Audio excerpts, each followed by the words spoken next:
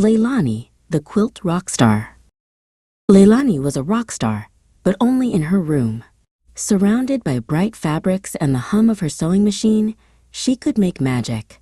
Like her newest masterpiece, the Leilani, a stunning, intricate blue and white Hawaiian quilt. Outside her room, at the local quilt guild, Leilani felt like a tiny hermit crab who'd misplaced its shell. The older aunties were kind, but their questions about techniques and tradition made her cheeks burn. Her auntie Puanani kept insisting, "Leilani, your Leilani is the best traditional quilt I have seen in years. You must enter it in the Island Quilt Show. It is a piece of your heart."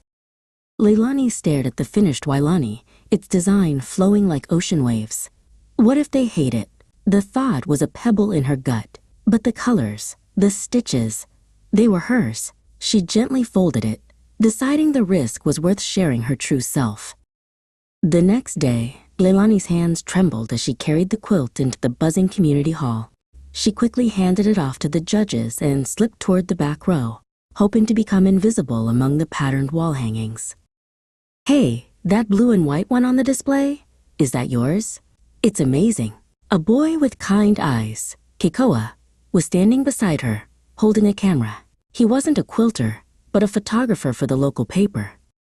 Leilani, momentarily forgetting her shyness, launched into how she'd freehand cut the center motif and practiced the echoing stitches until her fingers ached. Keikoa didn't ask about tradition, he asked about inspiration. Soon, a small crowd of aunties, uncles, and even other teens had gathered.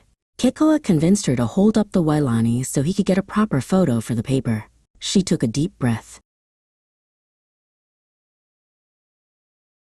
As she held up her work, telling the story of the wave pattern and the hibiscus center, the awkward feeling vanished.